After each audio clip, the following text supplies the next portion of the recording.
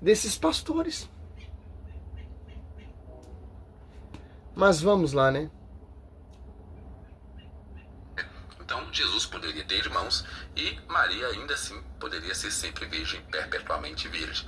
Mas eu quero trazer alguns textos para você que vai comprovar que o contexto deixa muito mais evidente de que esses irmãos de Jesus eram filhos de Maria do que o contrário.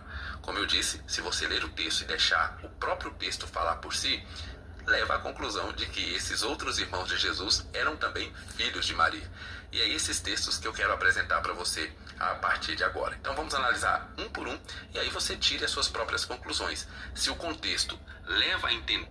Agora escuta a diferença, protestante, de quem usa a Bíblia com visão do magistério e sem suas visões loucas. Essa loucura que vocês são loucos, desesperados para tentar provar ao contrário que a igreja prega. Que esses irmãos de Jesus não tinham absolutamente nada a ver com Maria no sentido sanguíneo, eram filhos de José ou eram adotados. Vai que toma e vai se enfiando pra dentro. Então, um comercial aqui que eles ganham, né? Para fazer esse vídeo e falar mal da igreja, como sempre. Ou se pelo contexto nós podemos saber que esses irmãos de Jesus eram sim filhos de Maria. Vamos analisar os textos que eu quero apresentar aqui. Fala demais esse cara, pô. E para começar, eu quero apresentar os Salmos 69. E por que eu estou trazendo... Salmo 69? Então é igual o João Oliveira.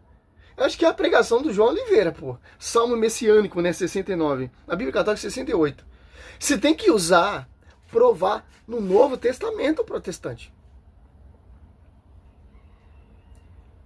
Que Maria teve filhos e filhas. Mas vamos lá, né? Tá vendo que é a mesma tática? um texto do Antigo... E esse texto, se você for prestar atenção, ler todinho, se você for entender, mas a profecia falando do Senhor, se você for ler o texto todo, então tá agregando pecado ao Senhor Jesus Cristo. Mas vamos lá, né? Testamento para falar sobre os irmãos de Jesus, os filhos de Maria. Porque esse Salmo 69 é utilizado lá no Novo Testamento como um salmo messiânico. Alguns versículos desse salmo são destacados lá no Novo Testamento para dizer, olha, aquele salmo estava apontando para Jesus. E se ele está apontando para Jesus, nós precisamos verificar. Essa tática já conhecemos, protestante. Inventa outro versículo, por favor.